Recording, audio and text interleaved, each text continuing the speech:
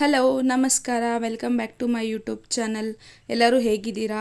ನಾನಿವತ್ತು ನಾಟಿ ಕೋಳಿ ಚಿಕನ್ ಸಾಂಬಾರು ಯಾವ ರೀತಿ ಮಾಡೋದು ಅಂತ ತಿಳಿಸ್ಕೊಡ್ತಾ ಇದ್ದೀನಿ. ಬನ್ನಿ ತಡ ಮಾಡದೆ ಹೇಗೆ ಮಾಡೋದು ಅಂತ ನೋಡೋಣ. ಗ್ಯಾಸ್ ಮೇಲೆ ಫ್ರೈ ಪ್ಯಾನ್ ಇಟ್ಕೊಂಡು 1 ಟೇಬಲ್ ಸ್ಪೂನ್ ಆಗೋಷ್ಟು ಎಣ್ಣೆ ಸೇರಿಸ್ಕೊಂಡಿದ್ದೀನಿ. ಎಣ್ಣೆ ಸ್ವಲ್ಪ ಬಿಸಿ ಆಗಲಿ. ಎಣ್ಣೆ ಬಿಸಿ ಆದಮೇಲೆ ಎಲ್ಲ ಮಸಾಲೆನೂ ಫ್ರೈ ಮಾಡ್ಕೊಳ್ಳೋಣ.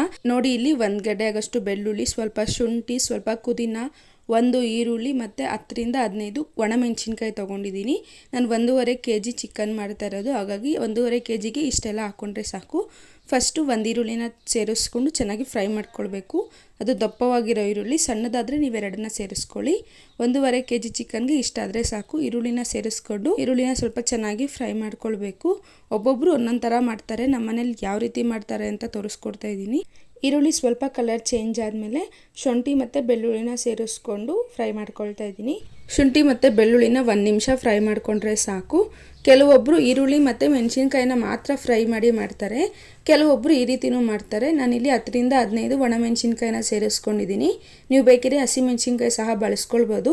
ಮೆಣಸಿನ್ಕಾಯಿ ಸೇರಿಸ್ಕೊಂಡು ಒಂದು 30 ಸೆಕೆಂಡ್ಸ್ ಫ್ರೈ ಆದಮೇಲೆ ಸ್ವಲ್ಪ ಪುದೀನ ಸೇರಿಸ್ಕೊಂಡು ಅದನ್ನು ಸಹ ಫ್ರೈ ಮಾಡ್ಕೊಳ್ತಾ ಇದ್ದೀನಿ. ಪುದೀನ ಒಂದು 30 ಸೆಕೆಂಡ್ಸ್ ಫ್ರೈ ಆದರೆ ಸಾಕು. ಗ್ಯಾಸ್ ಆಫ್ ಮಾಡ್ಕೊಂಬಿಡಿ. ನೋಡಿ, ಈ ರೀತಿ ಆದಮೇಲೆ ಧನಿಯಾ ಪುಡಿ ಸೇರಿಸ್ಕೊಳ್ತಾ ಇದ್ದೀನಿ. ನಾನು 5ರಿಂದ 6 ಟೇಬಲ್ ಸ್ಪೂನ್ ಆಗೋಷ್ಟು. ಗ್ಯಾಸ್ ಆಫ್ ಮಾಡಿದ್ಮೇಲೆ ಧನಿಯಾ ಪುಡಿ ಸೇರಿಸ್ಕೊಳ್ಳಿ. ಪ್ಯಾನಲ್ಲಿರೋ ಬಿಸಿನೇ ಸಾಕು. ಈಗ ಒಂದ್ಸಲ ಮಿಕ್ಸ್ ಮಾಡಿಕೊಂಡು ತಣ್ಣಗಾದ್ಮೇಲೆ ಫೈನ್ ಪೇಸ್ಟ್ ಮಾಡಿ ಇಟ್ಕೊಳ್ಬೇಕು. ಧನಿಯಾ ಪುಡಿ ನೀವು ಬೇಕಿದ್ರೆ ಮಿಕ್ಸಿ ಜಾರ್ಗೆ ಸಹ ಸೇರಿಸ್ಕೊಳ್ಬೋದು. ಮತ್ತೊಂದು ಕಡೆ ಗ್ಯಾಸ್ ಮೇಲೆ ಒಂದು ಕುಕ್ಕರ್ ಇಟ್ಕೊಂಡು 1 ಟೇಬಲ್ ಸ್ಪೂನ್ ಆಗೋಷ್ಟು ಎಣ್ಣೆ ಸೇರಿಸ್ಕೊಳ್ತಾ ಇದ್ದೀನಿ.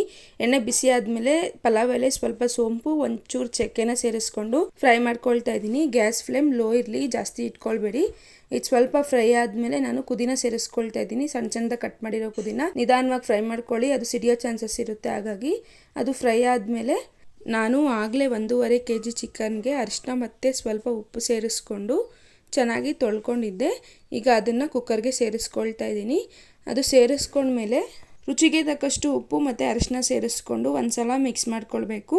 ಈಗ ಚಿಕನಲ್ಲಿ ನೀರು ಬಿಡೋಕ್ಕೆ ಸ್ಟಾರ್ಟ್ ಆಗುತ್ತೆ. ಆ ನೀರಲ್ಲೇ 5 ಮಿನಿಟ್ಸ್ ಚಿಕನ್ ಬೇಯಬೇಕು. ಪ್ಲೇಟ್ ಮುಚ್ಚಿ 3 to 5 ಮಿನಿಟ್ಸ್ ಬೇಯೋದಕ್ಕೆ ಬಿಟ್ಬಿಡಿ. ಅದು ಚೆನ್ನಾಗಿ ಬೆಂದಮೇಲೆ ಈ ರೀತಿ ಕಾಣಿಸುತ್ತೆ. ಮತ್ತು ಈಗ ಇದಕ್ಕೆ ಆಗಲೇ ರುಬ್ಬಿಟ್ಟಿರೋ ಮಸಾಲ ಪೇಸ್ಟ್ನ ಸೇರಿಸ್ಕೊಳ್ತಾ ಇದ್ದೀನಿ. ಎಲ್ಲ ಸೇರಿಸ್ಕೊಂಡು ಈಗ ಒಂದ್ಸಲ ಚೆನ್ನಾಗಿ ಮಿಕ್ಸ್ ಮಾಡಿಕೊಂಡು ನಿಮಗೆ ಎಷ್ಟು ನೀರು ಬೇಕೋ ನೋಡಿಕೊಂಡು ನೀರನ್ನ ಸೇರಿಸ್ಕೊಂಡು ಕನ್ಸಿಸ್ಟೆನ್ಸಿ ನೋಡ್ಕೊಳ್ಳಿ. ತುಂಬ ಜಾಸ್ತಿ ನೀರು ಮಾಡ್ಕೊಳ್ಬೇಡಿ. ನೀರು ಜಾಸ್ತಿ ಆಗಿಬಿಟ್ರೆ ಚಿಕನ್ ಸಾಂಬಾರು ಚೆನ್ನಾಗಿರಲ್ಲ. ಈಗ ನಿಮ್ಗೆ ಎಷ್ಟು ಬೇಕೋ ಅಷ್ಟು ನೀರನ್ನ ಸೇರಿಸ್ಕೊಂಡು ಒಂದ್ಸಲ ಮಿಕ್ಸ್ ಮಾಡ್ಕೊಂಡ್ಮೇಲೆ ಹೆಸರು ಕಾಳನ್ನ ಸೇರಿಸ್ಕೊಳ್ತಾ ಇದ್ದೀನಿ ನಾನಿಲ್ಲಿ. ಇದು ಕಂಪ್ಲೀಟ್ಲಿ ಆಪ್ಷನಲ್, ನೀವು ಬೇಕಿದ್ರೆ ಸೇರಿಸ್ಕೊಳ್ಬೋದು.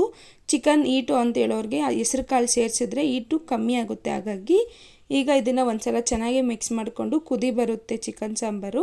ಈಗ ಫೈನಲ್ ಆಗಿ ಒಂದ್ಸಲ ಮಿಕ್ಸ್ ಮಾಡಿಕೊಂಡು ಕುಕ್ಕರ್ ಕ್ಯಾಪ್ನ ಕ್ಲೋಸ್ ಮಾಡಿ 4ರಿಂದ 5 ವಿಜಿಲ್ ತಗೊಳ್ಬೇಕು. ಅದು ಪ್ರೆಷರ್ ಎಲ್ಲ ಹೋಗೋಷ್ಟರಲ್ಲಿ ನಾನು ಇನ್ನೊಂದು ಮಸಾಲೆ ರೆಡಿ ಮಾಡ್ಕೊಳ್ತಾ ಇದ್ದೀನಿ.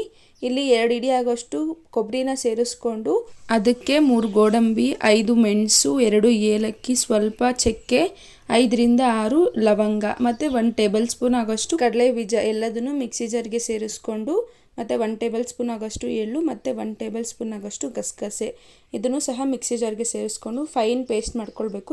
ತರಿಯಾಗಿ ಮಾಡ್ಕೊಳ್ಬೇಡಿ. ನೋಡಿ, ಈ ಥರ ಆಗಬೇಕು. ನೋಡಿ, ಕುಕ್ಕರಲ್ಲಿರೋ ಪ್ರೆಷರ್ ಎಲ್ಲ ಹೋಗಿ ಕಂಪ್ಲೀಟಾಗಿ ತಣ್ಣಗಾಗಿದೆ.